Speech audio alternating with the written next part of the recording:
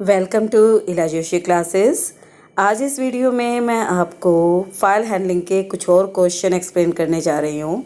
ये क्वेश्चन आपको सुमिता अरोड़ा के फाइल हैंडलिंग चैप्टर के लास्ट में अनसॉल्व्ड क्वेश्चंस में मिल जाएंगे।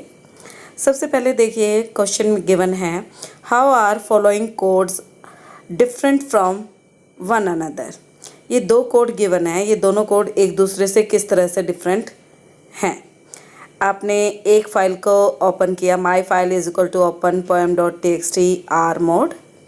फिर आपने कहा माई फाइल डॉट रीड, ये ए पार्ट की मैं बात कर रही हूँ। बेटा ये कोड क्या करेगा, सबसे पहले poem dot T X T file को रीड मोड में ओपन करेगा और उसे माई फाइल के साथ लिंक करेगा। और अब जब हम कहेंगे माई फाइल डॉट रीड, आप देख सकते हैं रीड फंक्शन के साथ हमने with in bracket number of character as argument mention नहीं किया है। That means it will read all the content stored in file in one go. एक बार में ही फाइल के अंदर जो कुछ भी स्टोर है उसे रीड करेगा और स्ट्रिंग के फॉर्मेट में रिटर्न कर देगा। तो आपका ए पार्ट क्या कर रहा है, poem text file open in read mode and next statement will read complete file together as number of character is not given in the read function as argument. Now we talk about B part. B part को देखिए बेटा, आपने again सबसे पहली statement तो आपकी open statement ही है जो कि poem.txt को रीड मोड में ओपन करेगी। उसके बाद सेकंड स्टेटमेंट है my file dot read, but this time साथ में ब्रैकेट में 100 गिवन है, यानी नंबर ऑफ कैरेक्टर गिवन है कि आप कितने कैरेक्टर एक साथ रीड करेंगे।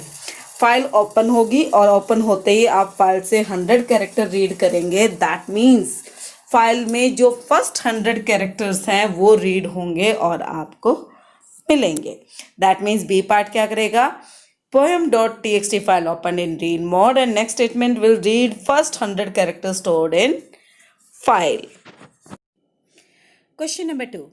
If the file poem bts.txt contain the following poem, आपको poem given है, then what output will be produced by both the code fragment given in question 1 and 2? आपको पोएम बता दी है कि उसके अंदर क्या स्टोर है और अब आपसे पूछा जा रहा है कि क्वेश्चन नंबर 1 में जो कोड फ्रेगमेंट है वो क्या आउटपुट देंगे। बेटा थोड़ा सा दिमाग लगाओ तो आप देख सकते हैं कि आउटपुट का मतलब है कि स्क्रीन पर क्या प्रिंट होगा, और स्क्रीन पे प्रिंट करने के लिए हमारा फंक्शन यूज़ होता है प्रिंट। आपके क्वेश्चन नंबर 1 के ए पार्ट और बी पार्ट दोनों को ही अगर आप ध्यान से देखें, दोनों में ही प्रिंट स्टेटमेंट गिवन नहीं है। दैट मीन्स आपको कोई आउटपुट नहीं मिलेगा। Question number 3. Consider the file poem bth.txt given above. What output will be produced by the following code fragment? मैंने आपकी फ़ाइल के कंटेंट को बॉटम ऑफ द स्क्रीन पर डिस्प्ले किया है, ऊपर फाइल कंटेंट लिखा हुआ है और उसके ऊपर आपकी कोडिंग है जिसका हमें आउटपुट निकालना है। ठीक है, अब ज़रा ध्यान से देखिए। फर्स्ट स्टेटमेंट जो आपकी है वो है object 1 is equal to poem, object 1 is equal to open poem bts.txt mode is R. File को ओपन किया, ठीक है। जब हम फाइल को ओपन करेंगे तो हमारा कर्सर कहाँ पे होता है, बिगनिंग में। जब हम रीड मोड में फाइल को ओपन करते हैं तो हमारा कर्सर होता है बिगनिंग में। आपने कहा s1 equal to object 1 dot read line. Read line क्या करता है, एक बार में फाइल से एक लाइन को रीड करेगा और उसे किस में स्टोर कर देगा, S1 में स्टोर कर देगा, और हमारा कर्सर कहाँ पे मूव हो जाएगा, नेक्स्ट लाइन की बिगनिंग पे। अब अगली स्टेटमेंट देखिए। अगली स्टेटमेंट में आपने कहा है S2 dot read line. Read line के साथ एक नंबर गिवन है, कंफ्यूज मत होना। आप लोगों को लगेगा कि रीड लाइन फंक्शन तो सिर्फ और सिर्फ लाइन बाय लाइन रीड कर सकता है। अगर आप रीड लाइन में एक नंबर एज आर्ग्यूमेंट देते हैं तो वो उतने स्पेसिफाइड कैरेक्टर्स को रीड करेगा। यानी सेकंड लाइन की बिगनिंग में हमारा कर्सर था, वहाँ से 10 कैरेक्टर को रीड करेगा और किस में स्टोर कर देगा, वो स्टोर कर देगा आपके S2 में। ठीक है, 10 कैरेक्टर्स को रीड करके स्टोर कर दिया S2 में, और अब हमारा कर्सर कहाँ पे पहुँच जाएगा, 10 कैरेक्टर आपके मेड स्पेस सी पे ख़त्म होते हैं, तो हमारा कर्सर कहाँ पे पहुँच जाएगा, ओ पे पहुंच जाएगा। आप सेकंड लाइन फाइल की देखिएगा ध्यान से। उसके बाद आपको नेक्स्ट लाइन ऑफ कोडिंग में गिवन है S3 is equal to object 1 dot read 15, यानी जहाँ पर कर्सर है, कर्सर कहाँ पे था, सेकंड लाइन में ओ पे था, वहाँ से लेकर 15 कैरेक्टर्स को रीड करके हमने स्टोर किया किस में, S3 में। हमने 15 कैरेक्टर्स को रीड करके S3 में स्टोर कर दिया। तो हमारा कहाँ तक चला जाएगा, देखिए ओ से काउंट करना बिगिन कीजिएगा। 1 2 3 4 5 6 7 8 9 10 11 12 13 14 15। ओ से बिगिन करके आर पे आपके 15 कैरेक्टर्स कंप्लीट होते हैं। वो कैरेक्टर्स रीड होके किस में चले जाएंगे, S3 में। ठीक है, S1 S2 S3 में वैल्यू आ चुकी है। अब आपने कहा प्रिंट S3, प्रिंट S3 कहा तो S3 के पास तो ONFINING स्पेस COUNTR था, वो प्रिंट हो जाएगा। ठीक है, अब हमारा कर्सर कहाँ पे है, सेकंड लाइन में लास्ट से थर्ड कैरेक्टर पे यानी आई पे। आपने कहा print object 1 dot read line, और इस बार रीड लाइन के साथ आपने कोई भी नंबर नहीं दिया, यानी जहाँ पर कर्सर है वहाँ से एक लाइन। अब जहाँ पर कर्सर है वहाँ से पर एक लाइन में तो आपके पास 3 ही कैरेक्टर बचे हैं, दैट इज़ IES। वो रीड होके आपका प्रिंट हो जाएगा। उसके बाद आप जब कहेंगे ऑब्जेक्ट 1 डॉट क्लोज तो आपकी फाइल क्लोज हो जाएगी। आपको स्क्रीन पर 2 लाइंस आपको एज आउटपुट दिखाई देंगी। ठीक है, clear. Question number 4, consider the file poem bts.txt and predict the outputs of the following code fragment if the file has been opened in file pointer file1 with code.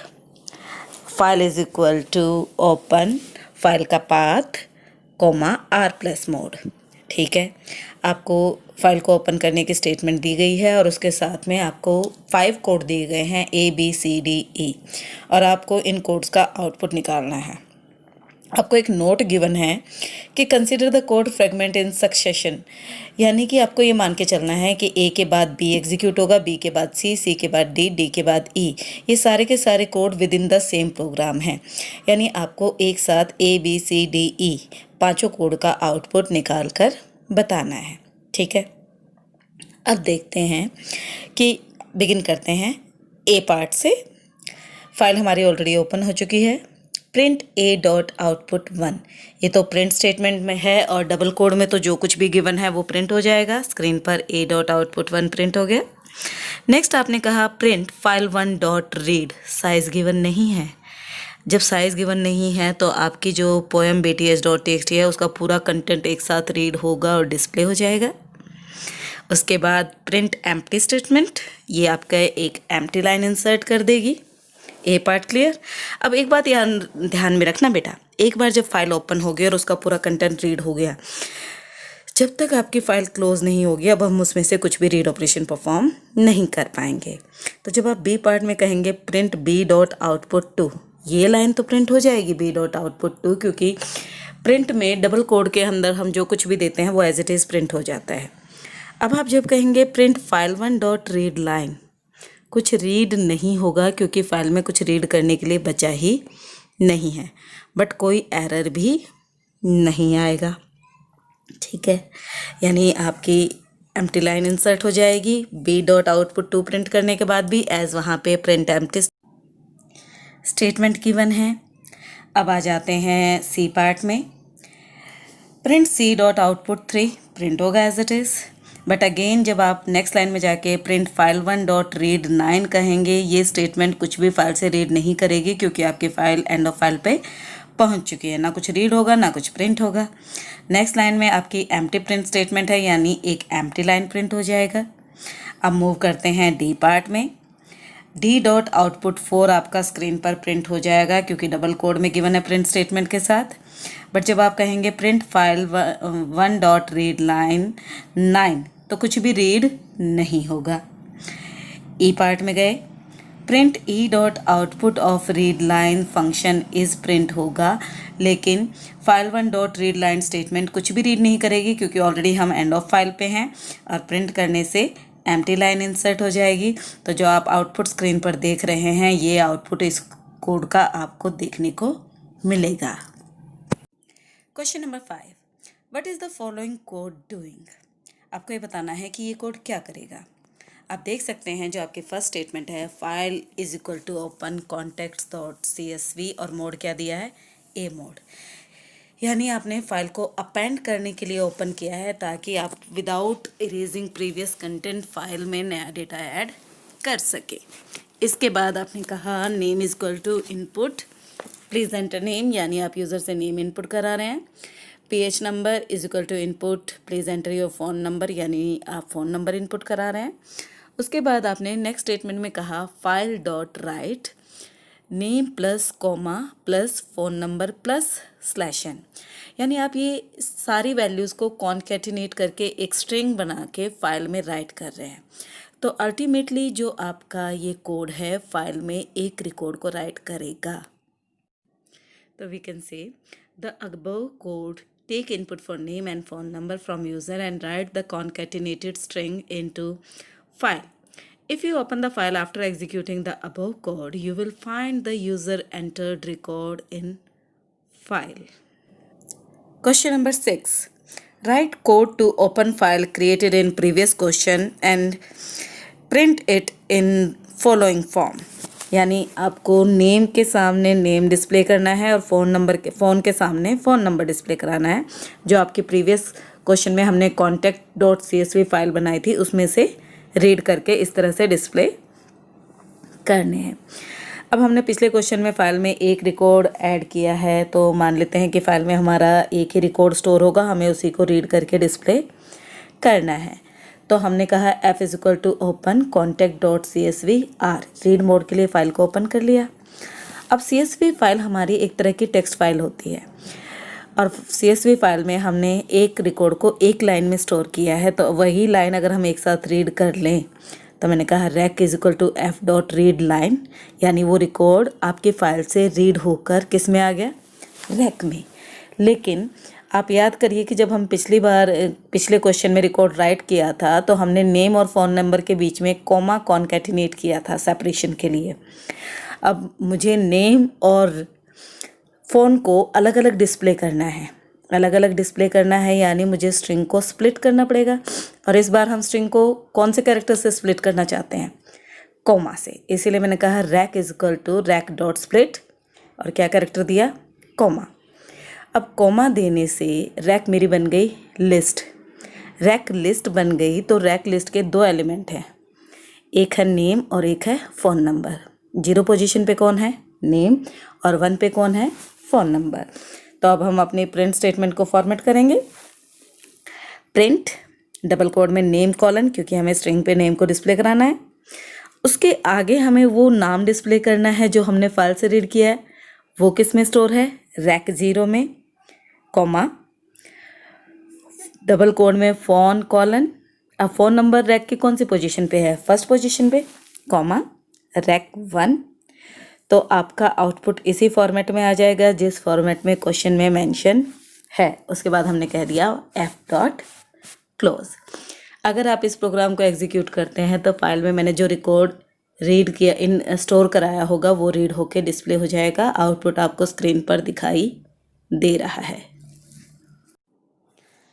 Consider the following contacts.csv created in above question and figure out what the following code is trying to do.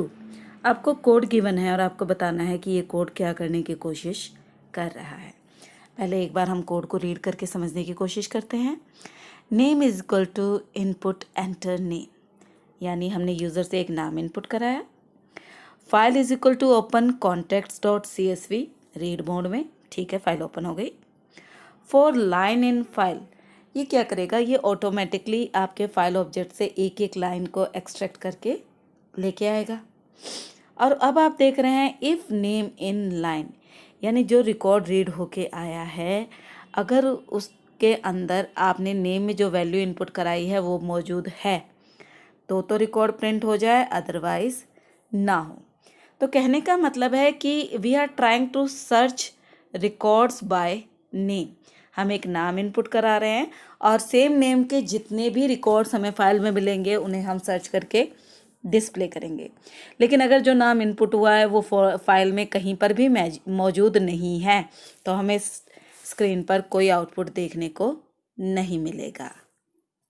That means we can say, in the above code, we take input for a name and search whether any record with same name is present in contact.csv or not.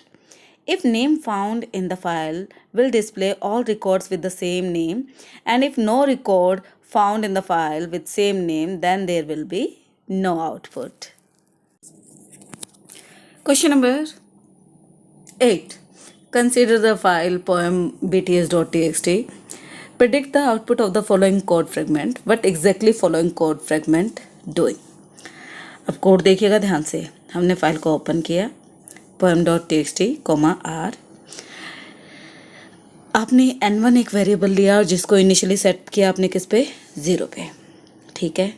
For line in f, जैसे कि मैंने पहले भी कहा कि अगर आप इस तरह से असेस करते हैं तो जो ये लाइन है ये आपके f ऑब्जेक्ट से एक एक लाइन उठा के लाएगा। जितनी बार आप लाइन को एसेस करोगे उतनी बार n की वैल्यू 1 से इंक्रीज हो जाएगी।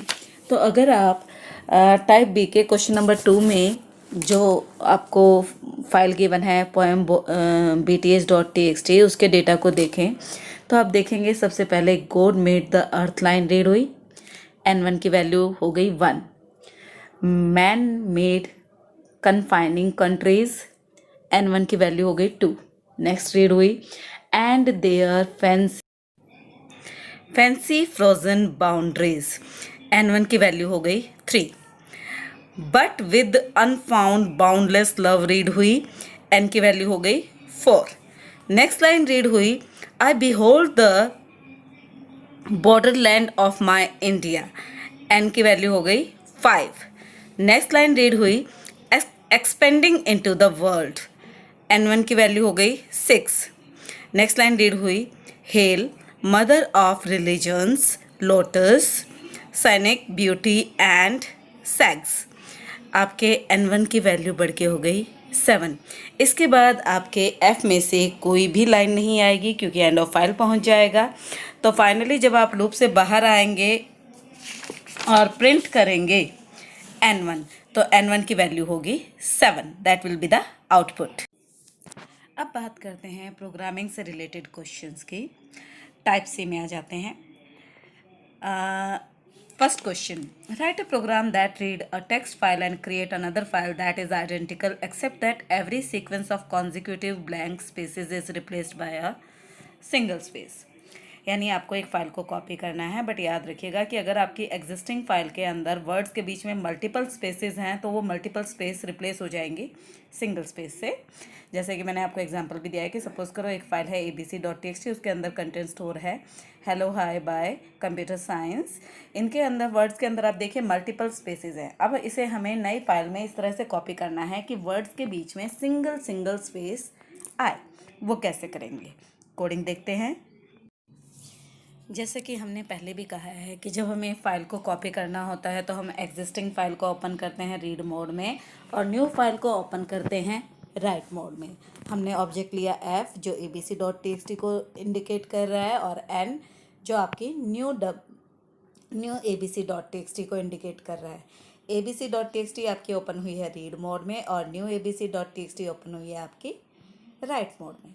अब यहाँ पे हमें नेक्स्ट कैरेक्टर राइट करने से पहले प्रीवियस कंटेंट पे ये श्योर करना है कि प्रीवियस कैरेक्टर जो हमने रीड किया है वो स्पेस अगर है और अगला कैरेक्टर भी अगर आपका स्पेस है तो फिर हमें स्पेस को राइट नहीं करना। अगर प्रीवियस कैरेक्टर स्पेस नहीं है और जो हम प्रेजेंट कैरेक्टर रीड कर रहे हैं वो स्पेस है तो स्पेस राइट होगी, अदरवाइज आपकी स्पेस राइट नहीं होगी। यानी हमें प्रीवियस कैरेक्टर को अपने पास होल्ड करने की ज़रूरत है। इसलिए हमने फाइल ओपन करने के तुरंत बाद p = f.read1 फाइल से एक कैरेक्टर रीड किया और वो किस में स्टोर कर लिया, p में। n.write p उस कैरेक्टर को हमने न्यू फाइल में राइट भी कर दिया। अब अगले कैरेक्टर को रीड करने के लिए हमने वेरिएबल लिया है c और उसे इनिशियली सेट कर दिया है एम्प्टी स्पेस पे while c, यानी जब तक c में वैल्यू रहेगी तब तक लूप चलेगा। C is equal to F dot read 1। अगला कैरेक्टर रीड हुआ और किस में स्टोर हो गया? C में।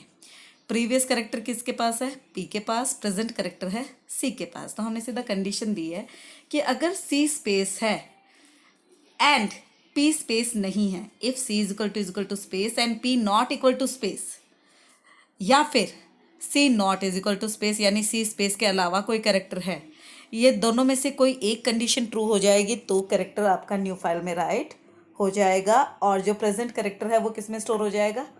P में। तो इस सिचुएशन में क्या होगा? सपोज करो अगर आपने पहले आपके फाइल में स्टोर है हाय H, P के पास क्या गया? H गया, ठीक है, वो राइट हो गया। नेक्स्ट टाइम जब आपने लूप के अंदर आके रीड किया तो C के पास क्या जाएगा? I। C is equal to space condition false, P not equal to space condition true, but and में तो एक भी कंडीशन फॉल्स तो फॉल्स आ गए और में। C not is equal to space right हो गया और अब P में क्या चला गया? I। नेक्स्ट टाइम आपकी रीड हुई स्पेस, ठीक है, नेक्स्ट टाइम रीड हुई स्पेस तो C is equal to space है बट P के अंदर क्या है? I है, यानी आपकी पहली कंडीशन ही ट्रू हो जाती है if C is equal to space and P not equal to space.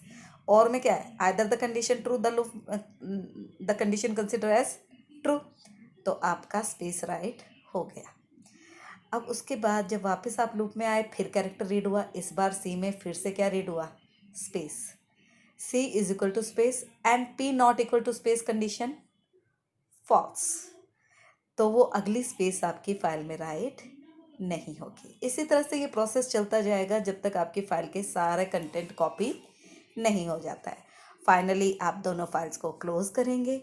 जब आप इस प्रोग्राम को एग्जीक्यूट करेंगे और उसके बाद आप न्यू abc.txt फाइल को ओपन करके देखेंगे तो आप पाएंगे कि न्यू abc.txt में जो वर्ड स्टोर हैं उनके बीच में सिंगल स्पेस है, मल्टीपल स्पेस नहीं है।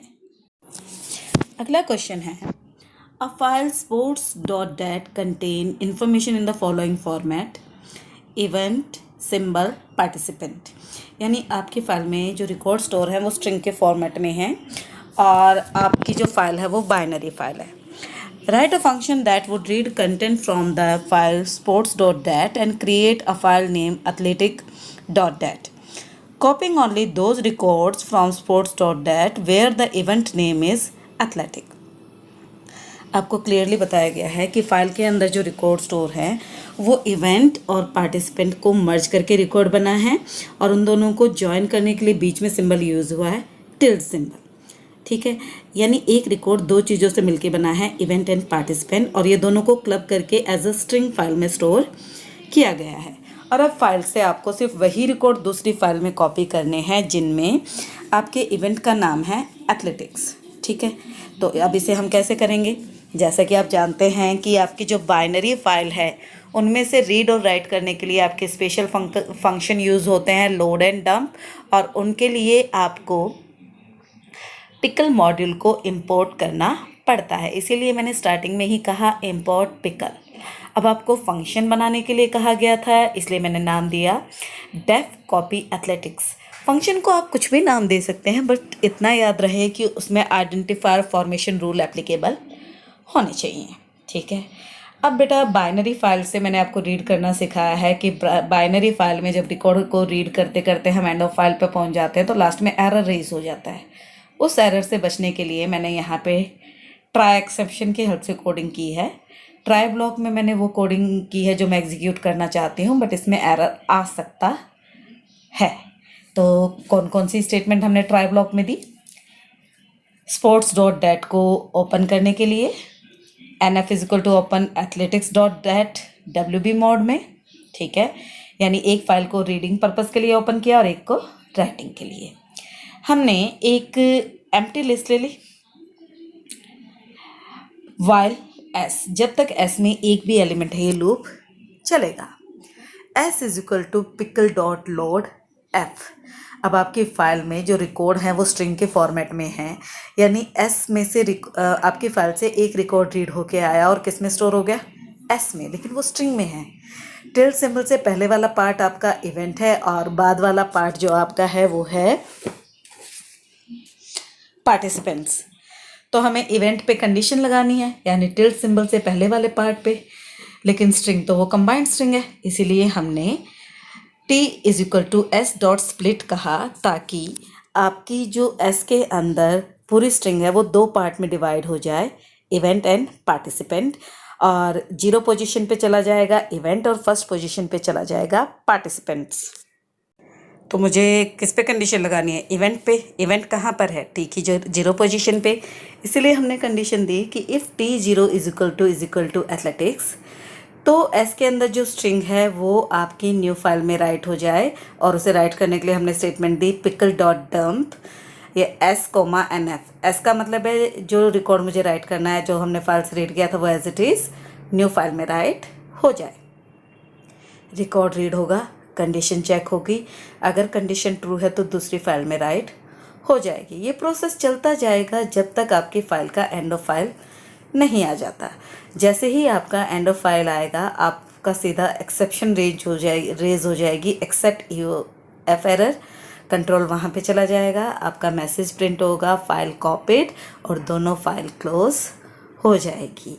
यहाँ पर याद रखिएगा कि ये फंक्शन है, अगर आप इसे एग्जीक्यूट करके देखना चाहें तो बेटा उसके लिए सबसे पहले आपको इस फंक्शन को कॉल करना पड़ेगा। हमें क्वेश्चन में सिर्फ फंक्शन डिफ़ाइन करने के लिए कहा गया था, इसलिए मैंने सिर्फ फंक्शन डिफ़ाइन किया है। अब सीधा आ जाते हैं 9th क्वेश्चन में।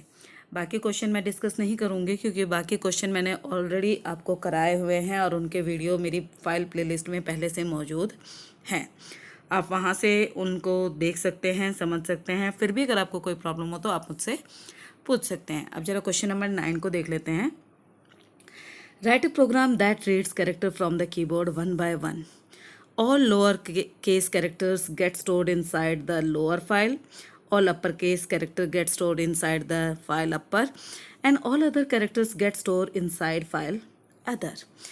यानी आपको यूज़र से कैरेक्टर्स को इनपुट कराना है जब तक वो चाहे, और अगर यूज़र कैपिटल कैरेक्टर इनपुट करता है तो अपर फाइल में स्टोर हो जाए, स्मॉल कैरेक्टर इनपुट करता है तो लोअर में, और उसके अलावा कोई डिजिट, कोई सिंबल या स्पेस इनपुट करता है तो वो स्टोर हो जाए अदर में। ठीक है, यानी हमें 3 टेक्स्ट फाइल लेनी पड़ेंगी। मैंने तीनों को राइट मोड में ओपन किया, upper dot T X T, lower dot T X T, other dot T X T. तीनों को ओपन करने के लिए मैंने फाइल हैंडलर लिए ULO। ठीक है, अब यहाँ पर हमें यूज़र से इनपुट कराना है, क्योंकि हमें मल्टीपल कैरेक्टर्स इनपुट कराने हैं, यूज़र जब तक चाहे तब तक। इसीलिए यूज़र की चॉइस के लिए हमने वेरिएबल लिया चॉइस। अब एक बार तो हम लूप चलाएंगे ही चलाएंगे, इसलिए मैंने उसे इनिशियली वैल्यू दे दी y। While choice is equal to y। बेटा ये इज इक्वल टू के बाद आपको एक जो लाइन दिखाई दे रही है ना, तो उसे कंफ्यूज मत हो जाना कि ये कोई वैल्यू है। ये आपकी कर्सर है, स्क्रीनशॉट में कर्सर आ गया है तो वो एज अ 1 दिखाई दे रहा है, वो 1 नहीं है, वो सीधी सीधी स्टेटमेंट है। Choice is equal to y। अंदर आते ही हमने यूज़र से कैरेक्टर इनपुट कराया जो वो फाइल में स्टोर करना चाहता है। CH is equal to input enter any character. Now we need to check कि जो कैरेक्टर इनपुट हुआ है वो कैपिटल लेटर है, स्मॉल लेटर है या नहीं। हमने कंडीशन लगाई if CH dot is upper. अगर ये कंडीशन ट्रू है तो कौन सी फाइल में राइट हो जाए? U में, U डॉट राइट CH। अगर ये कंडीशन फॉल्स है तो हम देखेंगे कि कहीं स्मॉल लेटर तो नहीं है, एलिफ CH डॉट लोअर। अगर ये कंडीशन ट्रू है तो कौन सी फाइल में राइट हो जाए? L में, L dot write CH। Else ना कैपिटल है ना स्मॉल है, यानी अदर में स्टोर करना है, else O dot write CH। उसके बाद हम यूज़र से फिर से पूछेंगे choice is equal to input do you want to enter more characters y/n। यानी जब तक यूज़र y इनपुट करता रहेगा एक एक कैरेक्टर इनपुट होता जाएगा, चेक होता जाएगा कि कैपिटल लेटर है या स्मॉल लेटर है, और उसके अकॉर्डिंगली फाइल में स्टोर होता जाएगा। जैसे ही यूज़र चॉइस के अंदर y के अलावा कोई कैरेक्टर इनपुट करेगा, कंडीशन लूप की फॉल्स हो जाएगी, लूप से बाहर, और तीनों फाइल क्लोज। इसके बाद अगर आप फाइल्स को ओपन करके देखेंगे upper dot TXT, lower dot TXT, other dot TXT को, तो आप पाएंगे अपर डॉट TXT में सारे कैपिटल लेटर हैं, लोअर डॉट TXT में सारे स्मॉल लेटर्स हैं, एंड अदर डॉट TXT में आपके अल्फ़ाबेट्स के अलावा सारे कैरेक्टर स्टोर हैं। उम्मीद करती हूँ फाइल हैंडलिंग के सारे कॉन्सेप्ट आपको क्लियर हो गया होगा। अगर आपको ये वीडियो अच्छा लगे तो आप इसे लाइक करें, अपने दोस्तों के साथ शेयर करें और चैनल को सब्सक्राइब करें। अगर कोई डाउट हो तो आप पूछ सकते हैं, बट मैं बता दूं, आज इस वीडियो के साथ फाइल हैंडलिंग का चैप्टर जो है वो ओवर हो जाता है। इसके बाद हम अपना नेक्स्ट टॉपिक बिगिन करेंगे। Keep watching, keep learning. Thank you.